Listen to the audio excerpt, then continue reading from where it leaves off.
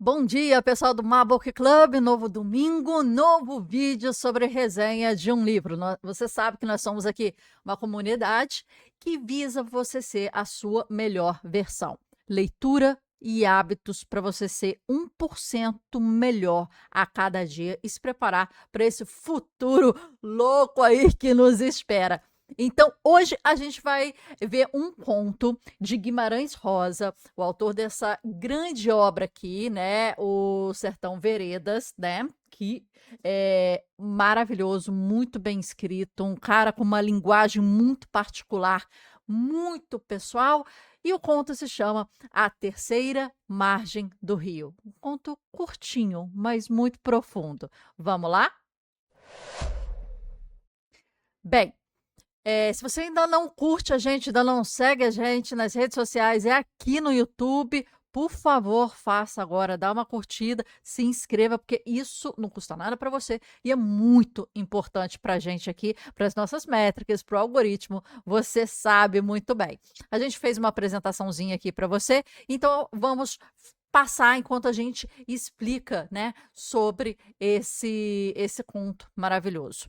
A gente está falando sobre livros pequenos, curtos, contos, histórias, no intuito de você trabalhar a sua entrada na leitura, a sua adaptação para a leitura, sabe, o seu gosto de ler. Vamos começar com leituras pequenas, mas ainda assim impactantes, ainda assim, né, que dizem a que veio, né? Então, a gente tem indicado diversos livros, né? A Morte de Ivan Eliot, que a gente teve aqui no canal, é, O Homem Ridículo, né? Diversos livros e contos pequenos que vão te ajudar. Porque um ponto que a gente pega aqui na nossa comunidade é a importância da curadoria.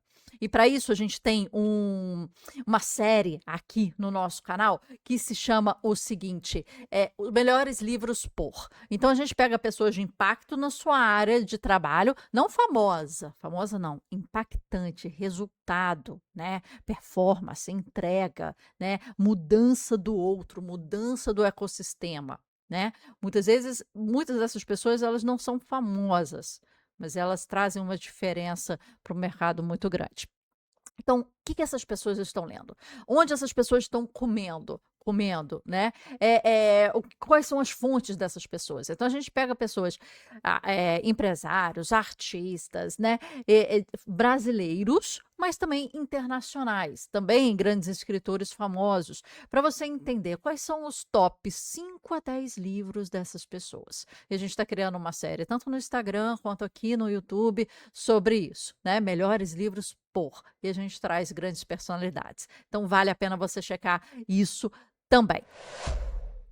Voltando aqui, a gente já vai para a nossa apresentação aqui da Terceira Margem do Rio. Então, sem mais delonga, iniciamos.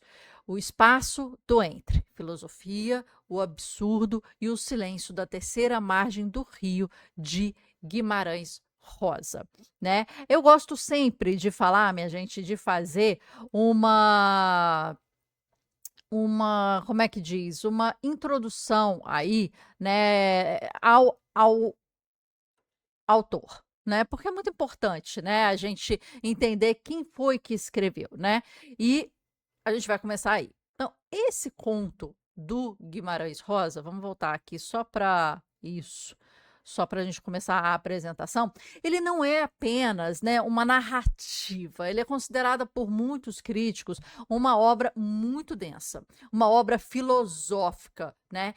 Uma das mais filosóficas aí do século XX. E hoje, o que a gente propõe aqui? Uma desconstrução estética e existencial desse espaço que é o entre, é essa terceira margem do rio que não existe, né? Teoricamente, a gente sabe que um rio tem duas margens, a esquerda, né, e a direita. A terceira margem é um conceito, né, proposto por ele. Então, a gente vai apresentar, explorar como é que Guimarães Rosa utiliza esse absurdo, né, desse conceito novo aí da terceira margem e o silêncio, né, para sondar aí as fronteiras da alma humana, onde a realidade geográfica, que é essa terceira margem, dá lugar à invenção puramente existencial, ok?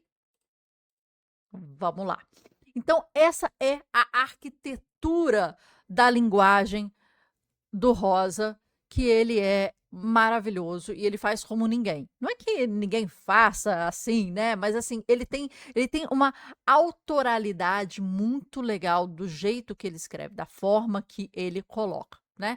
E para entender o Guimarães Rosa, a gente precisa entender essa linguagem que é uma tensão extrema, né? O médico e o diplomata, ele, né, que serviu na Alemanha nazista, e ele forjou uma língua para capturar realidades que o vocabulário ordinário ignora. Aqui, forma e conteúdo são inseparáveis. Vocês vão perceber isso, né? O que é o barco, o que é o rio, como é que é a forma que as pessoas falam, né? Como se diz é parte do que se diz.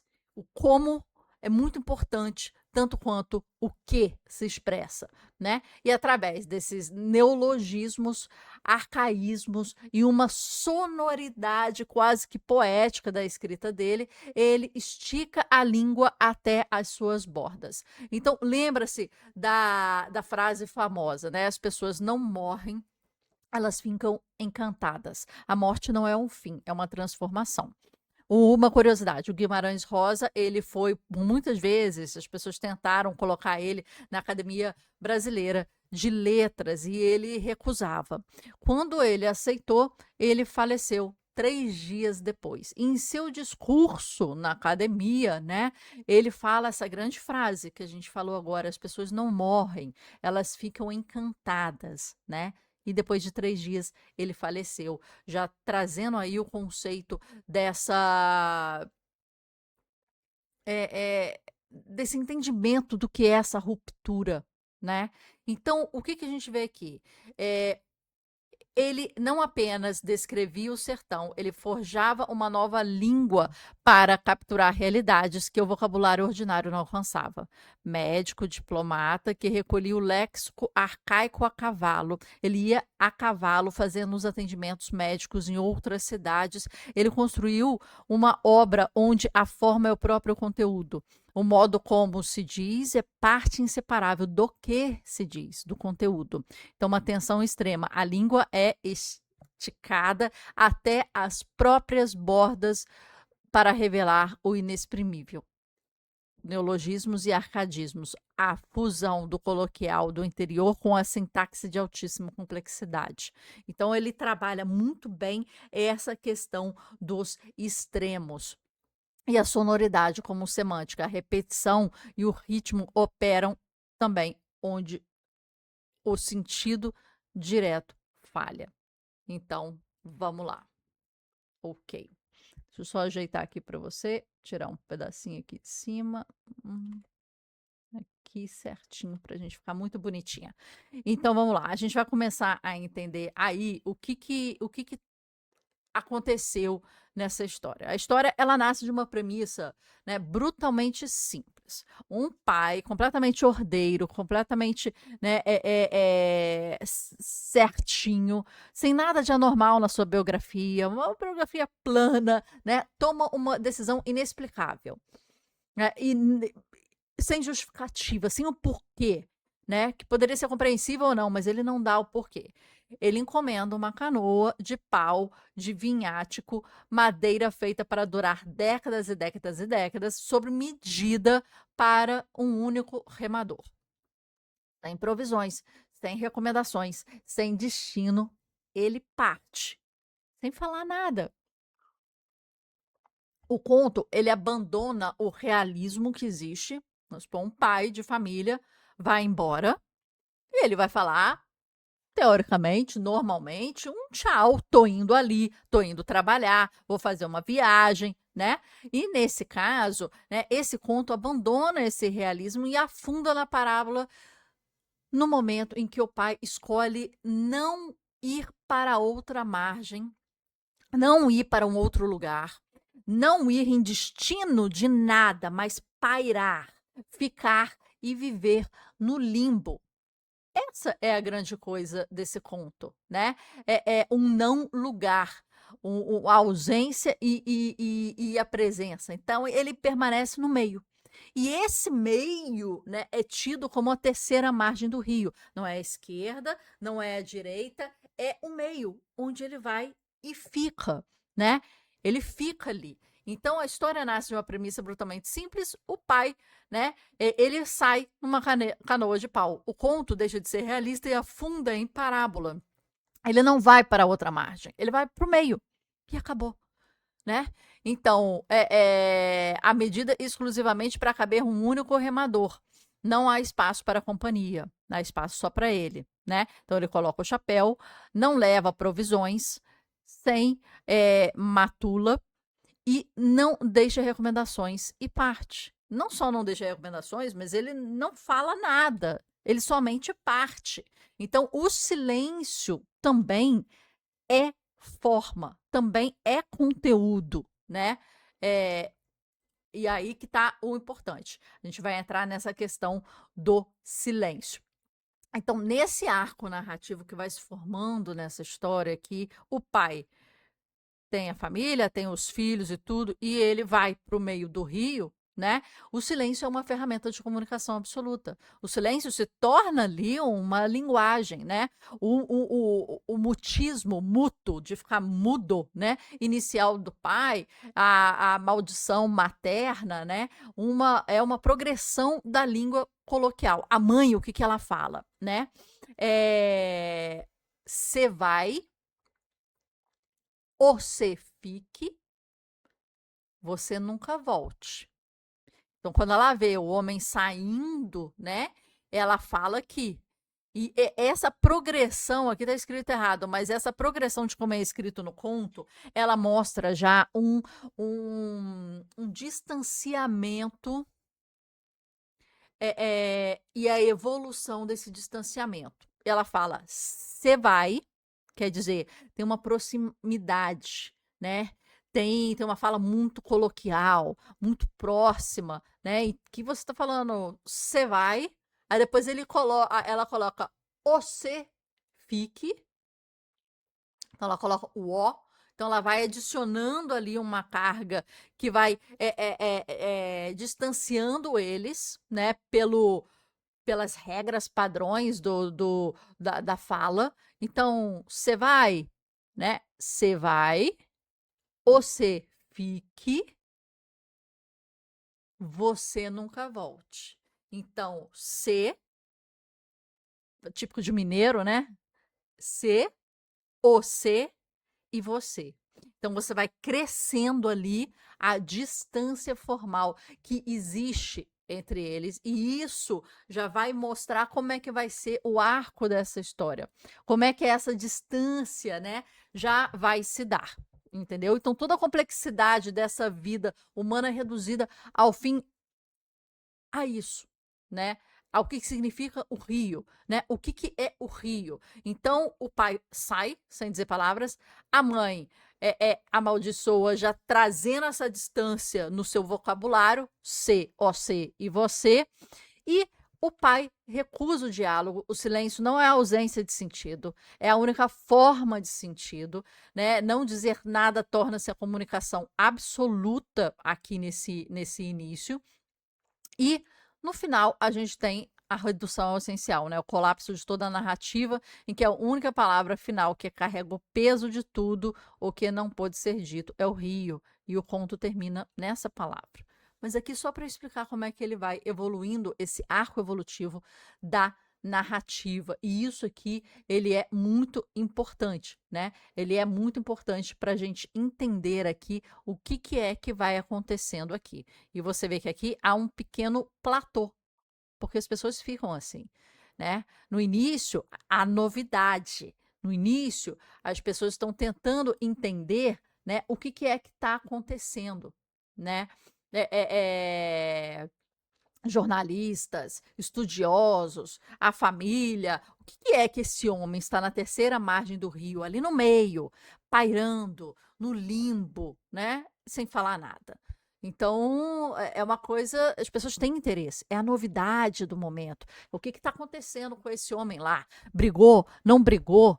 Né? E são muitas coisas que são colocadas aí que pode ter acontecido. Mas vamos continuar aqui na nossa apresentação. A matemática do impossível, o eixo X da existência. Então, a margem 1 é a sociedade, a razão, o papel familiar, a casa, a mãe, a ordem. Quer dizer, continuar aquela biografia que ele estava montando. A biografia sem rupturas, sem nada de especial, como falou no início. É um pai de família que trabalha numa cidade e luta pelo dinheiro, sustento dos filhos, é casado e etc e tal. É a história padrão, muitas vezes, mas aí ele sai dessa primeira margem, que é a história padrão dele, né?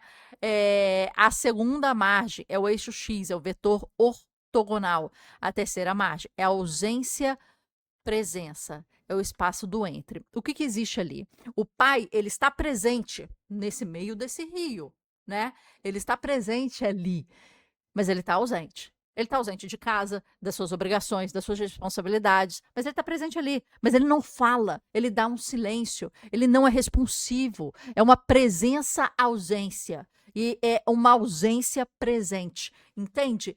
Essa brincadeira com as palavras. E isso acontece às vezes na vida. Existem pais assim, que eles estão presentes ausentes, ou que eles estão ausentes presentes, né? E ele está ali, ele existe. As pessoas tentam comunicar, tentam chamar a atenção, e ele não aparece, ele não fala absolutamente nada, às vezes ele não aparece, né? A filha, quando ela vai casar, e a gente percebe, né, a passagem de tempo aí, porque não porque a gente sabe que é dito, mas a gente percebe. Os personagens aqui, eles não têm nome. O narrador é o filho, né, que vai narrando a história, falando do seu pai que foi para a terceira margem, né? O tempo, a gente não entende quanto tempo passou, o que aconteceu ali na evolução cronológica, mas a gente entende que está passando. As pessoas estão envelhecendo, as pessoas estão casando, as pessoas estão tendo filhos, né? As pessoas estão adoecendo, mas não se diz quanto. Se imagina. Imagina, muita coisa. E isso é muito importante para a escrita do Guimarães Rosa, porque lembra de filmes que às vezes tentam explicar o que não devia explicar e aquilo fica tosco, aquilo fica uma explicação mambembe. Aqui ele não faz isso, ele não explica. O Rosa, ele deixa em aberto. E isso é importante. Isso também é uma forma de comunicar o que está acontecendo, através do uso da forma do silêncio como linguagem, né? E a segunda margem, né? É o além, a morte, a fuga geográfica, a cidade, o desaparecimento total. Então, a segunda margem aqui, a terceira é essa aqui, né? É o eixo Z que se abre e se rompe, mas a gente vê a evolução, né? E a gente começa a entender que o pai, ele tá ali, mas ele não aparece, ele não conversa, ele não fala, ele não interage, ele não vive, ele vai começando a se tornar uma outra pessoa, né? Uma outra pessoa, porque ele não está ali convivendo com eles, né? Aqui, geograficamente, deixa eu fazer assim, calma aí, deixa eu fazer assim pra gente, ok? Vou ficar aqui, porque eu não atrapalho ninguém. Um rio possui apenas duas margens. A terceira margem não é um destino no mapa, é uma invenção existencial. O pai não tira a própria vida, não foge com outra família, nem busca uma nova cidade. Ele inaugura uma fronteira limite e escolhe habitá-la eternamente. E isso nas pessoas existe questionamento. Será que ele está com lepra? Será que é doença? Será que brigou? Será que tem outra família? Será que. E aí o início ele é movido por esse mistério do que significa esse pai ali. Mas o tempo ele amolece, eles vai tudo isso, porque as pessoas continuam a viver, as pessoas continuam a se movimentar nesse sentido. Né? E não entender, né, o que é que está acontecendo ali com esse pai. Então vamos lá. A tentativa de racionalização. A comunicação especula para suportar o mistério. É doideira dele? Ficou louco? É a primeira justificativa que as pessoas fazem quando algo fora do eixo acontece. Tá louco, endoideceu, perdeu a sanidade, né? É, é promessa. Aquilo é promessa? Ele está fazendo isso por causa de uma coisa que ele quer, que ele precisa?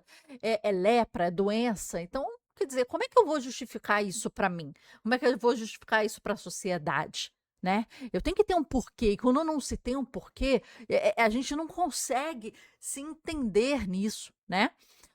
O espetáculo falho. Soldados, padres, jornalistas tentam capturá-lo, exorcizá-lo. Ao se aproximarem, ele some nos brejos. Então não conseguem contato. E o mistério continua. O segredo perdido. O construtor da canoa morre, levando para o túmulo a única possível justificativa racional. Quer dizer, a única pessoa que sabia o que estava acontecendo, que sabia o porquê daquilo tudo, sabia das motivações desse velho senhor, desculpa, desse velho senhor, o que acontece? Ele morre. Então, a única possível justificativa disso morre. E não se tem mais, né? Não se tem mais o porquê disso, não consegue mais entender porque o senhor da canoa não fala, não abre a boca. O pai, a torre, visível, mas completamente inacessível. O centro irradiador da angústia. Ele existe, mas não participa. Ele vive, mas não pertence. Ele está presente, mas está ausente. Ele está ausente, mas ele está presente. É uma dualidade de extremos e ele está ali. O pai está ali, mas ele não existe. É uma torre, é um poste. E a presença dele é notada, e a ausência dele é vivida, né? Sob a ótica de Jeremy Bentham e de Michel Foucault, o pai torna-se o olho central do panóptico.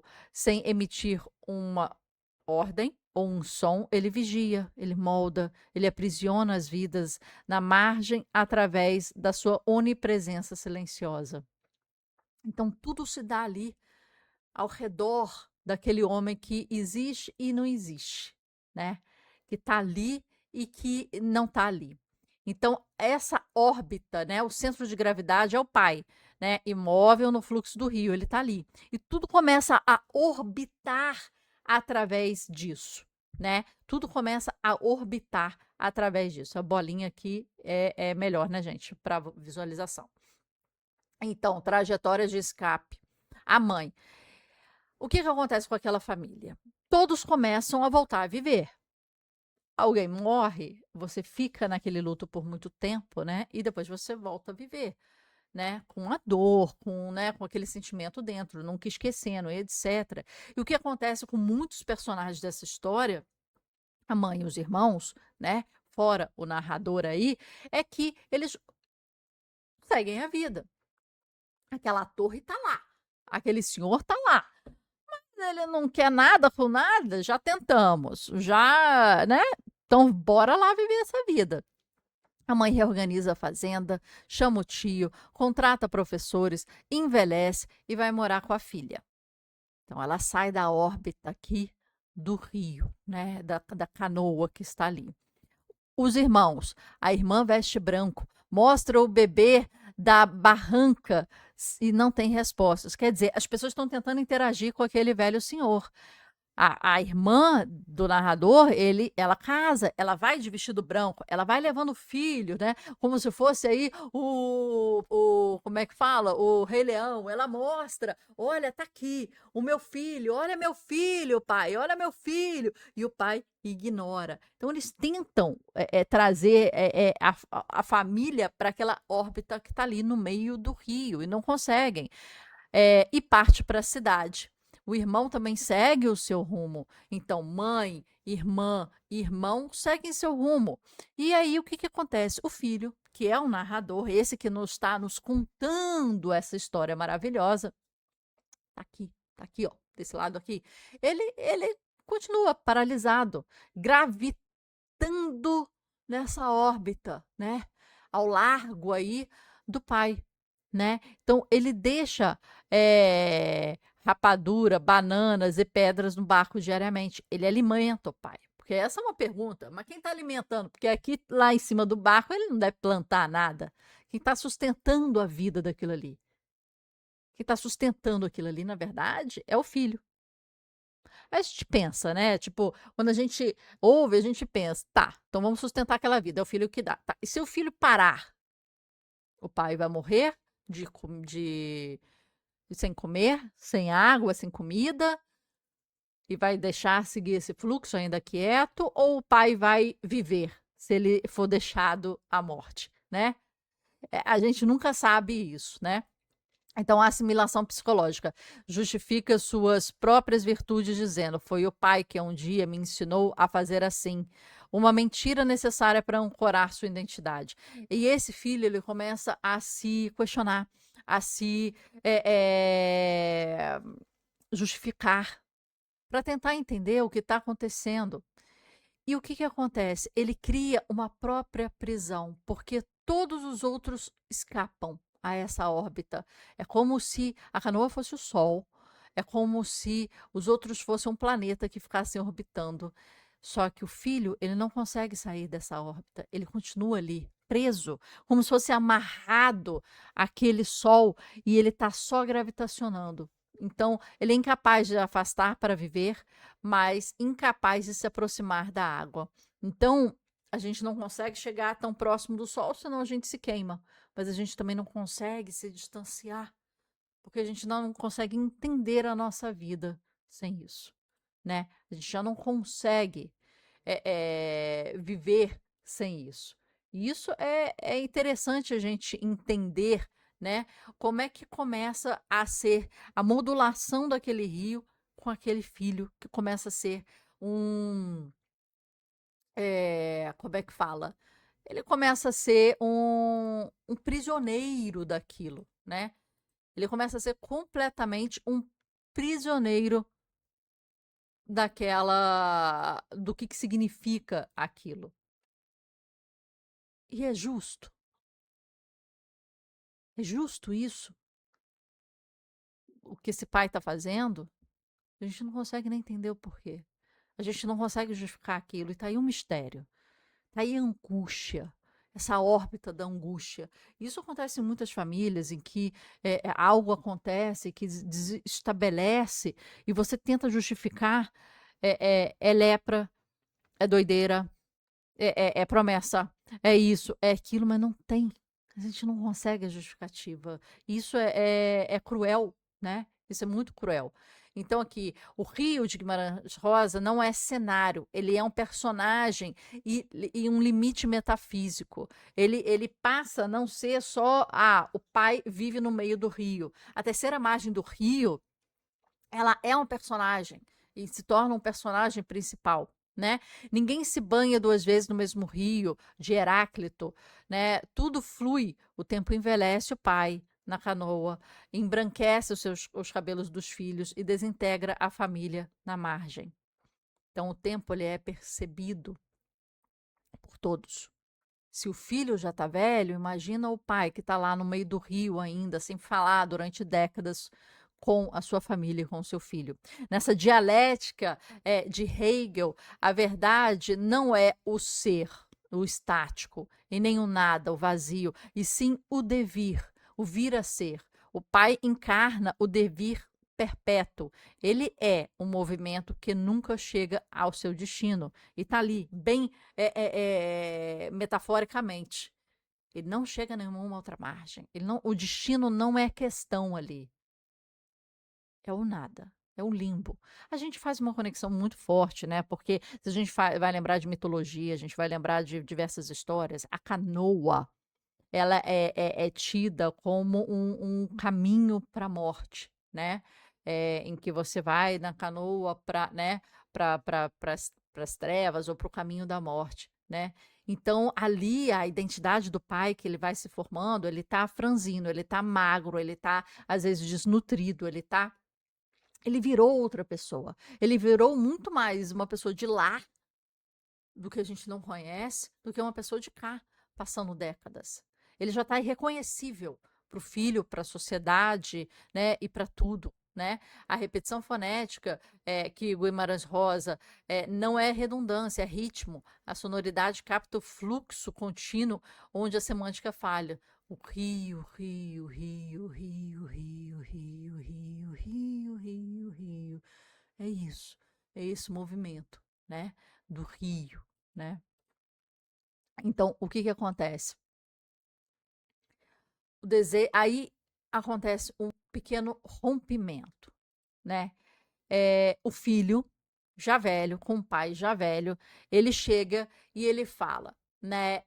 Pai, o senhor está velho, já fez o seu tanto, eu tomo o teu lugar, o teu lugar do senhor na canoa. Quer dizer, o filho chega, depois de décadas sem comunicação com o pai alguma, né? O filho fala: eu pego o seu lugar, eu fico no seu lugar, e o senhor vem para cá.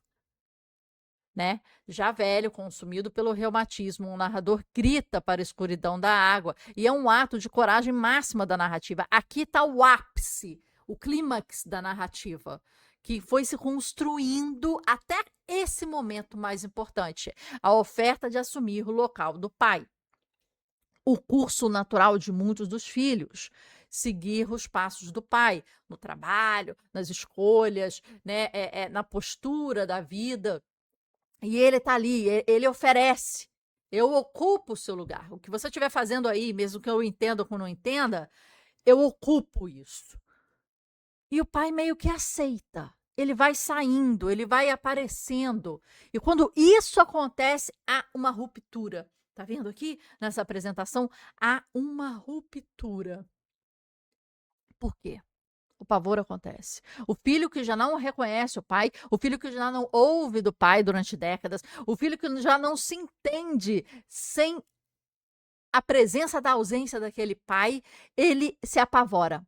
Nesse limite de que algo poderia acontecer depois de anos. Pela primeira vez de décadas, o pai escuta, ele levanta-se e rema em direção à margem, e o pai vem da parte do além. E o filho colapsa diante da realidade brutal do absurdo. Arrepiados os cabelos, corri, fugi e me tirei de lá num procedimento desatinado. O pai desaparece para sempre. Então, o que acontece aqui? O pai escuta, o pai quer, o pai aceita, o pai vem depois de anos lá, recluso, virando outra pessoa, virando outro ser, virando um ser do além. Será? E esse além, ele não é um além de que virou uma pessoa, tipo, muito diferente, pela falta de comunicação, pela falta de entrega, né? Um cafezinho, mas virou uma pessoa de um outro lugar, de você não reconhecer nem como, né, um ser humano, um ser que interage, né? É um ser que virou com características diferentes, mentais e físicas, porque já não tinha o dia a dia de um ser humano normal, ele estava vivendo num limbo. O filho se apavora e foge. Foge. E o pai desaparece para sempre. Ali há uma tentativa de contato, há uma aceitação do pai, que sai dessa escuridão, sai desse limbo, sai desse nada, sai desse meio, dessa terceira margem do rio, do que representa esse rio, e vem vindo para a margem. E o filho, quando vê essa possibilidade, ele apavora. Ele tem um choque e ele corre fugido. Ninguém sabe se o pai se afundou, se o pai se afogou, se o pai morreu, ou se o pai seguiu seu fluxo, seguindo para outra margem, ou para o seu destino, que nunca ninguém soube, porque o destino era permanecer na presença da ausência. Né? O filho que fugiu, já mais velho, ele adoece, esmagado pela culpa daquilo que não foi capaz de suportar, da sua própria fuga, de ter saído dessa órbita depois de anos e anos. E aqui as interpretações do que a gente pode ter, né, do que aconteceu ali, do que, né, rolou ali. O que rolou? Então a gente vai começar a entender aqui o que rolou. Vou me deixar bem pequenininha aqui, tá, gente? Aqui para não atrapalhar vocês, o importante a gente ver aqui. Então, as lentes existenciais a matriz do absurdo. Então, fazendo alguns paralelos aqui com alguns pensadores, porque o conto termina aí. A história da narração, o arco que a gente viu no início, termina aí, tá? Mas aí a gente tem que interpretar o que que é o rio, o que que é o limbo, o que que é o pai, o que que é o filho, o que que significa tudo isso, porque é um dos contos mais filosóficos. Então, o Heidegger, ele traz, né, a angústia frente à finitude, né, e a recusa da vida inautêntica. O pai abandona a vida ordinária para confrontar radicalmente a sua própria finitude. Ele vai até o limite absoluto, escolhendo o modo de existir existencialmente autêntico, distante do barulho social. Então, mas aqui a gente vê uma questão do absurdo chegando aí, né, minha gente? A gente vê que, cara, como é que ele busca a sua essência? É se retirar completamente do mundo, é viver no mundo em que ele já está mais do além do que daqui. Ele já não se identifica como um humano que tem suas responsabilidades, que, né, como pai, como trabalhador, como provedor, como, né, ele se exime de tudo que ele próprio buscou e construiu na sua vida. Uma família, um marido, né, um provedor, um pai. Ele fala: não, não vou mais estar no meu papel em que eu construí, né? Camus, o absurdo, né? O divórcio entre a busca humana por sentido e a indiferença irracional do universo. A ida para o rio é desprovida de justificativa racional. O desespero da família é a mente humana falhando em aceitar a pura gratuidade do absurdo. E que é muito difícil mesmo. Você vê que pessoas que o pai abandonou, né? Vamos fazer um paralelo, em que você sabe que o pai existe. Você sabe que o pai está em algum lugar, está ali, está em outra cidade, mas não é presente, não está ali, não tem atitude, né? Não faz, não tem presença, que a sua ausência é mais presente do que a sua presença, e você não consegue lidar com aquilo porque você não consegue entender aquilo para, de repente, no seu íntimo, perdoar algo que você acha que tem que perdoar para você. Mas a sua ausência grita e é tão presente, né? Porque você ainda está vivo. Se você tivesse morto na sua ausência, a presença da ausência seria muito diferente. Você entende o que eu estou falando? Mas você está vivo. Foi uma escolha estar ausente. E essa escolha sem justificativa, ela se torna torturante, angustiante para quem fica, para quem quer entender o porquê, que às vezes não existe. E Sartre, a liberdade radical. A ausência precede a essência. A existência precede a essência. A má-fé é aceitar papéis sociais pré-fabricados para fugir da angústia da liberdade. O pai rejeita seu papel pré-definido e imutável de marido, de provedor, de fazendeiro. Ele inventa do nada uma forma inédita de existir, assumindo a angústia paralisante da sua liberdade absoluta. Exatamente, são essas as palavras. Ele está buscando algo que começa a ser muito egoísta. Ele começa a ferir a família, os princípios, o que ele construiu aqui como provedor, né, como marido, como pai. Ele construiu essa vida, ele não precisava construir. Ele poderia ser um homem sozinho, sem família, sem ninguém que dependesse dele, que ninguém que o esperasse, que ninguém que estivesse atrelado emocionalmente. Mas ele construiu uma vida de órbita. E depois ele falou assim: agora vou viver para minha liberdade absoluta, paralisante, vou fugir daqui e vou entrar num absurdo delirante de que nada do que eu construí agora faz sentido, de que nada que eu construí antes me atrela a nada, apesar dele ter construído laços atrelantes a algo. Vou me eximir de qualquer papel, postura e responsabilidade para viver minha vida distante do barulho, com puro absurdo, né? Com uma indiferença ao universo e rejeitando todo o papel que eu construí, porque ele poderia não ter construído. Ele poderia ser um homem sem nenhum tipo de laço, nenhum tipo de órbita. E tem gente que vive assim, nenhum tipo de órbita. E ele seria um questionamento à sociedade. Mas ali ele foi muito além, porque ele orbitava com os filhos, com a fazenda, com o trabalho, com a mulher e muita gente que dependia disso. Aí você fala, é egoísmo da parte dele?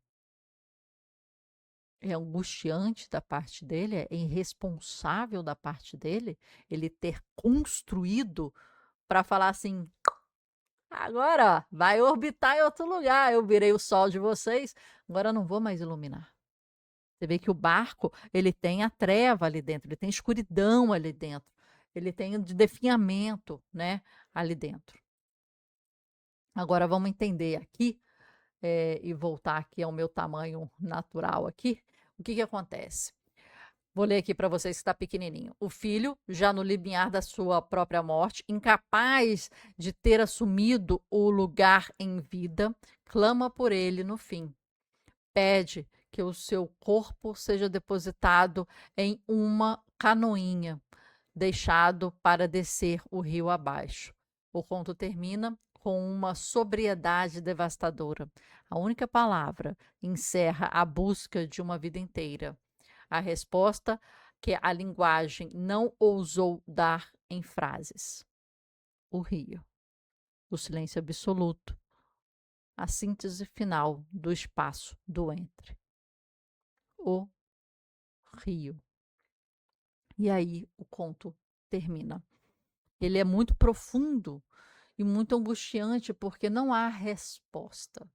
Há uma vida de tentativas de conexão, de comunicação, de vida em conjunto, sendo que às vezes existem pessoas que não entendem esses laços, porque elas construíram laços tortos, porque elas não entendem a força de uma família, a força da paz dentro de uma família, porque de repente elas não tiveram isso nunca. Então não tem referência por onde orbitar, por onde entender. Família é muito importante, laços são muito importantes, mas você não entende só se você o constrói. E se você os constrói de uma forma, não quero falar errada, mas uma forma deturpada dos valores, aquilo vira um limbo.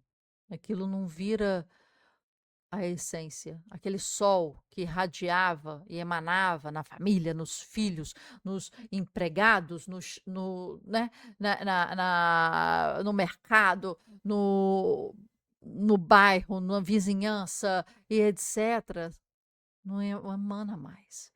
Quando o sol não emana mais, todo mundo tem que seguir o seu caminho. Porque essa é a coisa mais certa da vida. Seguir o caminho. Não ficar sem sentido, sem razão, sem progresso, sem laços, né? E olha aqui que interessante aqui. O rio, que é como o conto termina, né? E se você vê o e o ri, parece margem, iguais, mas você decidiu ficar no meio. E esse não é um riso, não é rir feliz. É, é esse tipo de rio que está orbitando entre duas margens iguais. É isso, minha gente. Esse foi o nosso resumo aí desse conto maravilhoso, A Terceira Margem de Guimarães Rosa. Indico a leitura muito rapidinho e indico a leitura desse livrinho aqui, maravilhoso. Olha, é um pouquinho denso, mas é maravilhoso, uma escrita maravilhosa de Guimarães Rosa. Fica aqui a minha indicação e até o próximo domingo, até o próximo livro. Curte, se inscreva no nosso canal, nos ajuda demais. Até!